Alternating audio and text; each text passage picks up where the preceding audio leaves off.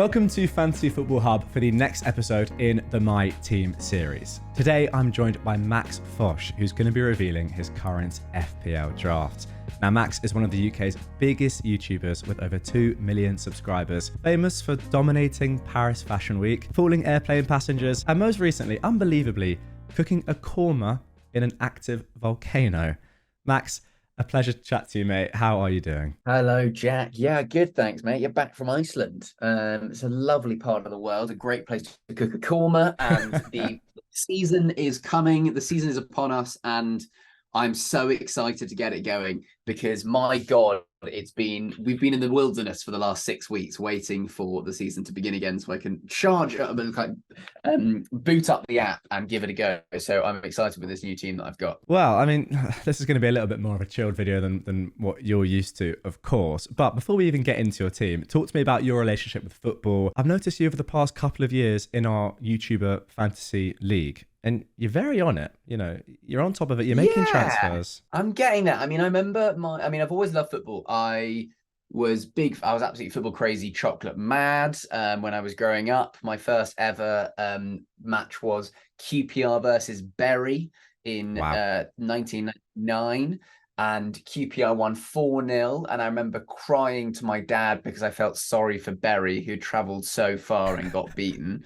Wait till I found out they went into liquidation. Oh, wow, goodness me. That reaction would have been unbelievable. So I watched a lot of football. I'm a Chelsea fan. And yes, that was absolutely because of Roman Abramovich. I was about probably 7 or 8. And I was deciding what football team to support. And my dad, who's a Tottenham fan, very much said to me, "Oh, Chelsea have just been bought by someone very rich. You'll have a lot more fun supporting them." So I started supporting Chelsea, and I'm totally not afraid and ashamed of saying that. And just enjoyed watching Chelsea. I managed to go to the Champions League final in 2021. I think it was 21 when we won in Porto against City. That was pretty cool. And fantasy, actually, I didn't get into fantasy until relatively recently. I remember I would always be one of those classic players who'd choose their team in game week 1 and then forget about it by kind of game week 3 or 4. But it's only recently once I've kind of been, lots of other YouTubers play it and some of my mates from home play it as well. So I've been getting into it. it. I'll see where I placed last year, actually, because I think that will give the viewers a bit of an idea as to how I do. Manager profile. So last year, it was my best ever season. I came 137,000th. So the top 137K. Very respectable. I couldn't quite break top 100K, but 137,000 was my number for last year. Well, there we go. It is one of those, isn't it? You start off and you're like, oh, I can't be bothered to do this every week. I just pick my favorite players. But when it gets competitive and you start to understand the strategy of the game, that is when I just started absolutely loving it. Okay, mate. If you are ready. I remember picking in one of those seasons where I kind of forgot about it. I remember picking Fred because he was which now is probably the worst pick you could ever possibly imagine. But I remember thinking, oh, he's Brazilian, he's new, he's coming to the Premier League, this guy's gonna light it up, not knowing that he was gonna play CDM for the next kind of 7 years. Well, you can do that with fantasy if you want. You can have some fun with it. But you won't get points. You won't get points. Maybe you'll have some fun. I don't know. But your rank last season suggests now that you know what you're doing. So without further ado, 100K, top 100K this year. Well, I mean, to be fair, mate, it's getting harder every season. I didn't get top 100K last year, so it is hard, and this is my part-time job. So what am I doing? There's the thing. Right then, mate, we're going to build your team. And the brilliant thing about this tool, the Fantasy Football Hub My Team tool, is that it will give you a team rating at the end. And then you can kind of judge how good your team is based on that team rating. Yeah, it's a nice little feature. Completely free. Link to do so down below if you want to do it yourself. But Max, start us off. Start us off wherever you want. We can start in goal if you like, but go for it. Yeah, let's start in goal. In goal, the new kid on the block. I've literally just talked about how I've picked the new kid on the block for Manchester United. It's going to be Onana because he's pretty nailed on for minutes. I've seen him a couple of times in the Champions League. He leaps around like a salmon going upstream. I reckon he's going to get a few points. I don't know what his fixtures are like. I mean, he's got Wolves early doors and then Forest. It's looking like a couple of greens and a neutral for his next 3 matches. Let's go Onana in goal. Wolves at home. Yeah. I mean, he's in a lot of people's teams right now. Can't argue against He's that in a at lot all. of people's teams. Yeah. He's currently what's the percentage of people who have picked him? Can you see? Yes, it's Or not 22, yet? 22.7%, and it's rising. Yeah, it's very high. So probably a quarter of teams are going to have him in there. On the bench is going to be Bentley. Okay. I have no idea why I picked Bentley. I just saw a few teams have put him in there. Is he going to start? Who's he even played for? Oh, he's No, Wolves. he Okay. won't start, but he's got quite a nice name. The sub 4 million goalkeeper doesn't matter too much, really. He's not going to be playing. So yeah, all good. He's got a great kit as well. A nice bit of pop of pink as well, which I quite like. Okay, then. So that is it for the defense. For the And then goalkeeper, let's move on. the goalkeeper. And then we're moving on to defense. I'm going for a back four at the Are moment. you? And I'm kind of spreading. I'm kind of hedging my bets in terms of like teams. I'm not going double Arsenal. I'm not going Gabriel and Saliba. I'm not going Chilwell and Colwell, which I know a few people are doing. I'm not sure about Levi Colwell's minutes, if I'm brutally honest. We don't really know what Pochettino is going to be doing. So my and a lot of people have not chosen my number one choice, which is Trent Alexander-Arnold. Towards the end of last season, everybody was getting him into their teams, and I'm now seeing a very distinct lack of Trent. So Trent's in the team, followed up by Gabriel, imposing at set pieces. He's going to be nailed on. He's got Nottingham Forest at home. That should be 6 points as we like it. Then, of course, we're moving over to Estepinian, who has got Luton at home. We have no idea what Luton are going to be like, but Brighton are probably going to be following on from a very good season last season. And he was, towards the end of last season, he was just absolutely banging in points, which I didn't have him in my team. And I really got hurt by that. Yeah. And then finally, Chilwell to round it off. I wasn't sure about Chilwell. I'm still not sure about Chilwell. He's got Liverpool first up and then West Ham and then Luton. But I think he's my only bit of Chelsea in the team, so I think that's who I probably will be able to, I should be getting in. And then my defender on the bench is Baldock for Sheffield United. No idea who this bloke is. No idea whether he's going to start. No idea how many points he's going to get, but he's on the bench. Well, that's pretty good. I like that defense a lot. You're right. Trent is one that was in a lot of people's teams at the start of the season. And for whatever reason, I don't know if it's because the likes of Chilwell and other players have become more popular, and then people have thought maybe there's more money that I can spend elsewhere in the team without having Trent in. But in that new position in midfield, we're not entirely sure where he's going to play exactly, but it looks like he's getting forward. And the end of last season, he did really well, right? Yeah, absolutely. And we saw pre-season Klopp going over to him. I think he was given the vice captaincy badge, the armband at one of the games in pre-season, and he's playing this new position. Yes, I can understand he's very expensive. I think he's 8 million, which I think people would be probably using to get Salah in, probably. I think it's probably going to be quite a nice differential because there's a lot of players in midfield who will be able to score good points. But Trent's points ceiling is very, very high. Yes. He can suddenly get a 15-pointer. No problem, no questions asked. Absolutely. Yeah, only 27% ownership as it stands. For Trent, that is very low. Pretty much the lowest that we've seen it over the past 3 or 4 seasons. Okay, so that is it for the defense. Let's move on to the midfield. Midfield. I've got 5 in the midfield, and all of them could play, which I quite like. I haven't quite got a player that is a bit pants. I'll start with the 4 who I've got playing at the moment. We have got, of course, Eberici Eze for Crystal Palace. Because again, Crystal Palace were exciting at the end of last year. Eze again is a very exciting player. It's a bit of a differential with Sheffield United in their first game. We don't know whether Sheffield and Luton are going to be getting kind of the promotion bounce when suddenly you see teams kind of getting 3 wins out of 3 having just been promoted. but I'm hoping that's not the case, and will be a bit of a differential because my other three midfielders are pretty FPL meta friendly. So we've got Eze moving on to Saka against Nottingham Forest. I chose Saka over Martinelli. I'm not really sure why, mainly because, you know, he's probably got more responsibility in the team. Yeah. And we've got Bruno Fernandes for only 8.5 million, which, You're so right. if you said that a couple of years ago, Bruno Fernandes was going for way more than that, just because he had a slightly quieter season last season. I think people are sleeping on Bruno Fernandes and might be going for Rashford, but he's always a goal threat. And then finally, I am rolling the dice and I am really getting involved in pet roulette this year, for Phil Foden, on that wing against Burnley away, and then he's got the Saudi FC with Newcastle in the second week. So we'll have to see what happens with him in my team then. But yeah, that's my four there. And then on the bench, of course, for Brentford, what a man, what a player, Bryan Mbeumo, who's got Spurs first up. But then Fulham and Palace afterwards, we're seeing green lights, we're seeing Puntos, we're seeing Bryan Mbeumo in the box. Yes, please. Well, that is a very, very strong midfield. I like that a lot.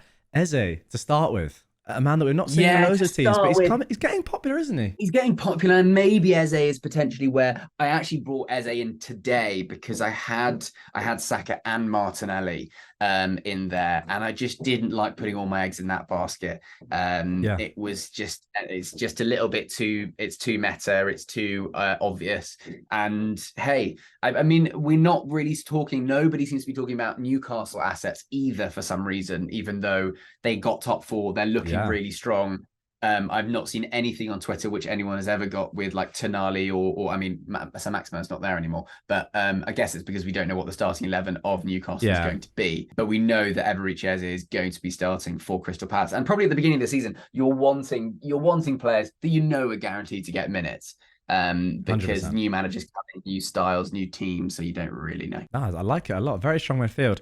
So you're going to be benching then, I think, Mbeumo, which is I'm benching Mbeumo. Yeah, I'm benching Brian, poor old Brian, because I think just it's at home to Tottenham.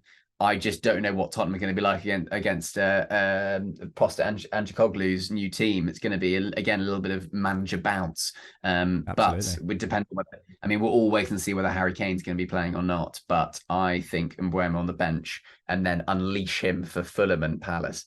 Yeah, very good fixtures to come into the team after game week 1. Okay, so that is the midfield. So far, yeah, I'm loving it.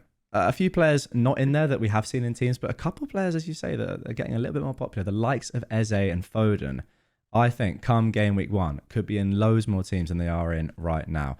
Right, take us on to that Foden pick does help me a little bit, just in case he doesn't start and then Mbeumo can come in. Very good point. It means that you do get there's the possibility of the 80-minute sub on for Phil Foden. He gets a 1-pointer, but that's just the game I think we play with pet roulette. And I think that's the same with people like John Stones. A lot of people have got John Stones in their team. There's a high likelihood that he might not start. But I tell you who is going to be starting, the number 9 up front, the highest percentage in FPL history. It is Erling Haaland with the armband. It could be a perma captain situation this year.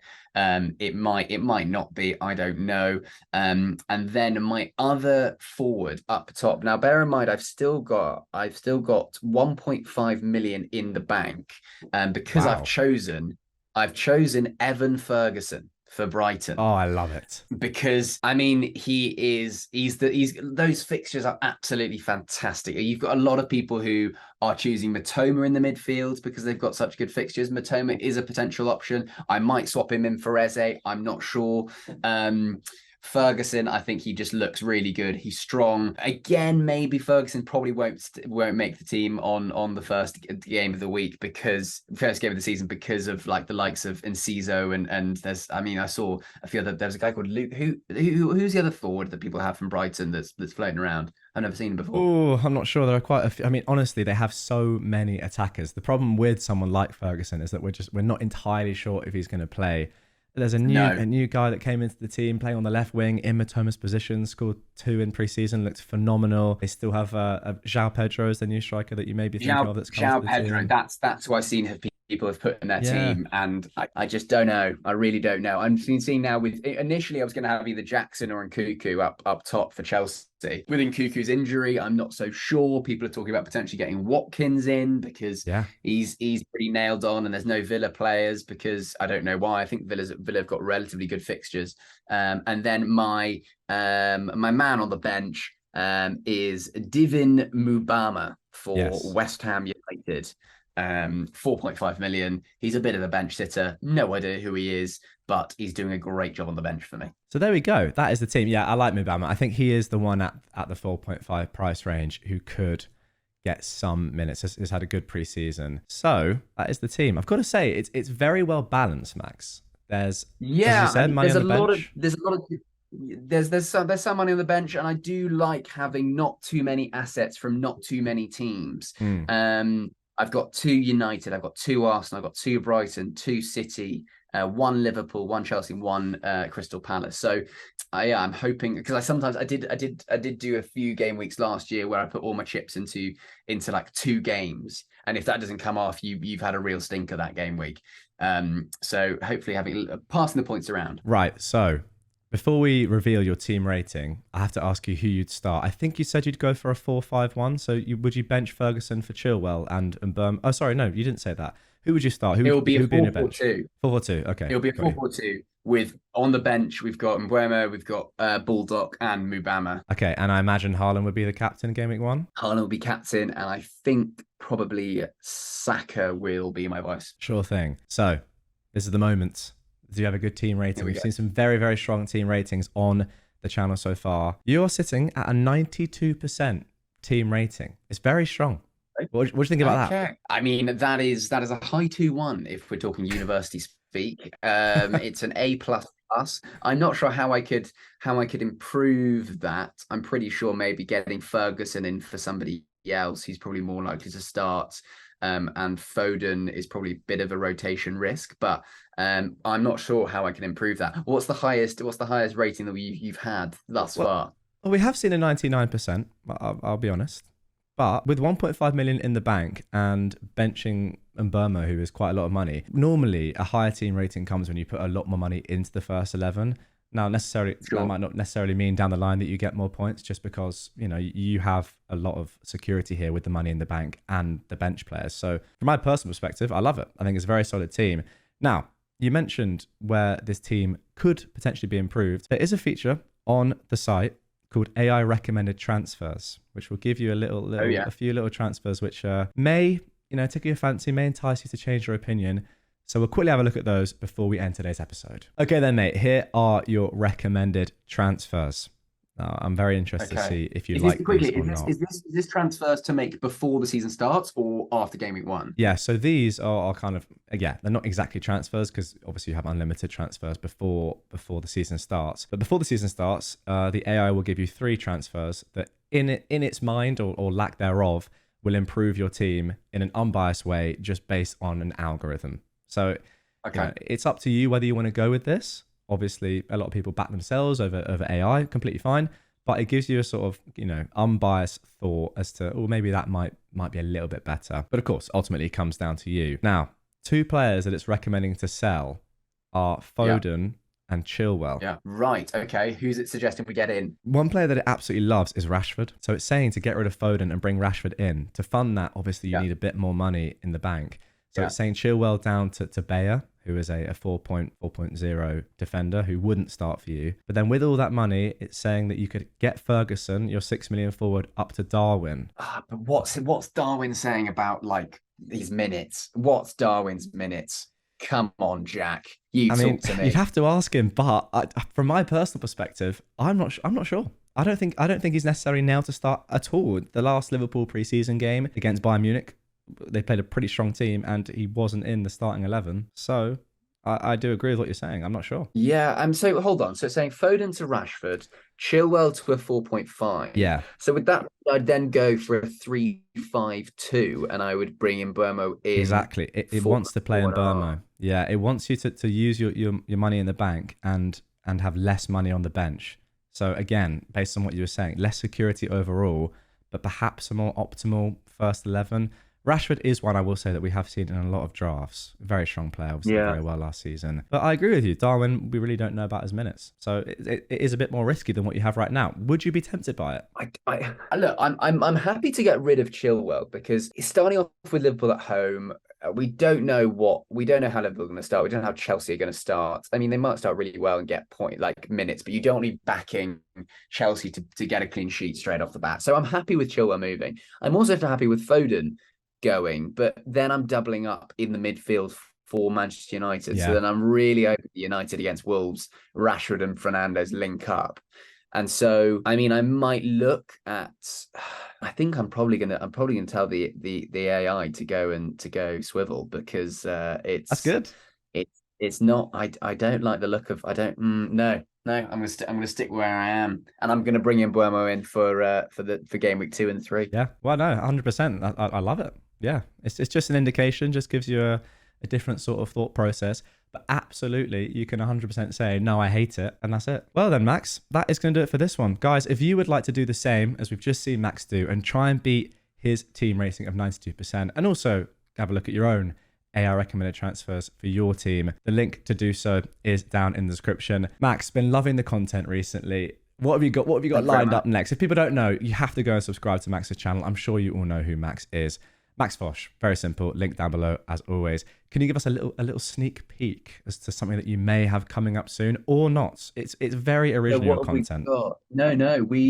I'm hoping so. I am planning on bringing members of the SAS along to my friend's paintball party, because I always get beaten. So I'm planning on rocking up with a crack team of phenomenal of marksmen for that particular day. So I need to film that, but I need to try and keep it stum. So my friends don't really watch much YouTube. So they won't watch this video. No, I've done it on a couple of podcasts, and I feel relatively safe because they're not interested in YouTube whatsoever. So I feel vindicated to be able to talk about it. Well, there we go. I don't know how you come up with these phenomenal video ideas, but I can't wait to watch. Guys, go and check out Max's channel as always. And yeah, Max, really appreciate that. Thank you for your time. And I'll see you all on the next episode. Thank you very much.